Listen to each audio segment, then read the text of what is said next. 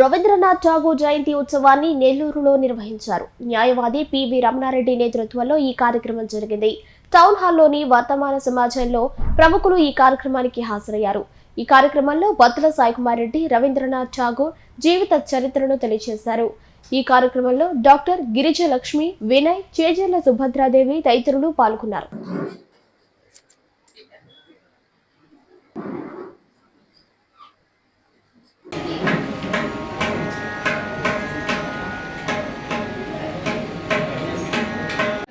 న్యాయవాది స్వర్గీయ శ్రీ పివి రమణారెడ్డి గారు రవీంద్రనాథ్ ఠాగూర్ జయంతి సభను నిర్విరామంగా 50 సంవత్సరాలు, దాదాపు 1975లో మొదలైనటువంటి ఈ సభను నిర్విరామంగా జరిపారు.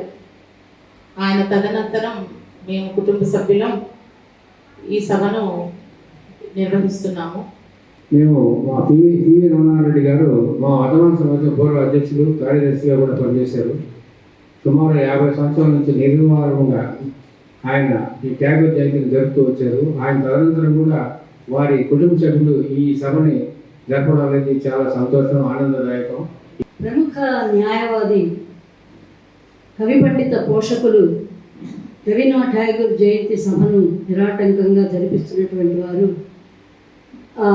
పివి రమణారెడ్డి గారి శత జయంతి పూర్తయినటువంటి ఈ సంవత్సరం ఒక విశిష్టమైనటువంటి సభగా దీన్ని భావిస్తూ ఉన్నాం. ఠాగూర్ గురించి ఆయన గొప్ప కవిత్వవేత్త, ప్రకృతి ప్రేమికుడు, ఎన్నో నవలలు, కథలు, కథానికలు, గీతికలు అవన్నీ రచించినటువంటి వారు. రవీంద్ర సంగీతం ప్రఖ్యాతమైంది. రవీంద్రనాథ్ ఠాగూర్ని ఎవరు మర్చిపోలేరు. ప్రకృతి ప్రేమికులే కాదండి, శాంతినికేతన్లో ఆ రోజుల్లో విద్యను అవలంబించి రావడం అనేటువంటిది ఒక పెద్ద ప్రతిష్టాత్మకమైన విషయంగా భావించేవాళ్ళు. అందులో నెల్లూరులకు బాగా ఎక్కువ ఇష్టమైనటువంటిది. బెజవాడ గోపాలరెడ్డి గారు వీళ్ళంతా కూడా రవీంద్రనాథ్ ఠాగూర్ యొక్క రచనలను తెలుగులోకి అనువాదం చేశారు. అటువంటి ఒక విశిష్టమైనటువంటి ఒక గీతాంజలి, నోబెల్ బహుమతి ప్రదాత అయినటువంటి ఆ గీతాంజలి రచయితగా ఠాగూర్ని ఇవాళ మనం సంభావన చేస్తూ, రవీంద్రనాథ్ ఠాగూర్ అంటే భారతదేశంలో ముగ్గురే కవులు. మిగతా వాళ్ళు కవులు కాదు అని కాదు, కవులుగా ప్రఖ్యాతి చెందినటువంటి వ్యక్తులు ముగ్గురే. ఒకరు వాల్మీకి, 2 వ్యాసుల వారు, 3 రవీంద్రనాథ్ ఠాగూర్ వారు. ఎందుకు ఇలా చెప్పాల్సి వస్తుందంటే, మిగతా వాళ్ళ రచనలు ఎంతవరకు అనువాదం చెందాయో తెలియదు, కానీ వాల్మీకి రామాయణం తెలుగులో దాదాపుగా 100ల సంఖ్యలో అనువాదాలు జరిగాయి. మహాభారతాన్ని అనువదించారు. ఆ స్థాయిలో అనువాదాన్ని అందుకున్నటువంటి ఒకే ఒక్క కవి భారత ఖండంలో ఒక్క రవీంద్రనాథ్ ఠాగూర్.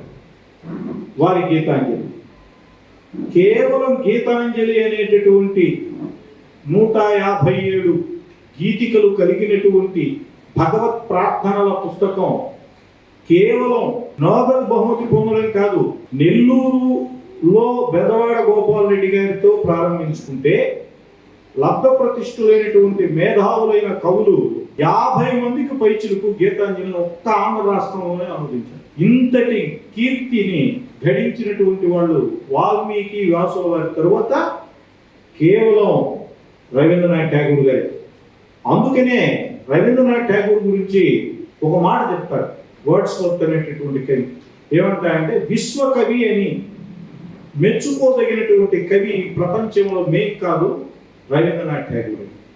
స్వదేశీయులు పొగడ్డం అనేది సాధారణం, మన పిల్లవాడిని మనం కోరుకుంటాం. కానీ పాశ్చాత్యులు దీన్ని పొగడమే కాదు, నోబెల్ బహుమతి కూడా ఇప్పించారు. అటువంటి మహనీయుని యొక్క గొప్పతనాన్ని మీకు అందించడానికి పూజ్యులు పివి రమణారెడ్డి గారి స్మృత్యంకంగా జరుపుతున్నటువంటి ఈ అద్భుత సభ విజయవంతంగా పూర్తవుతుంది.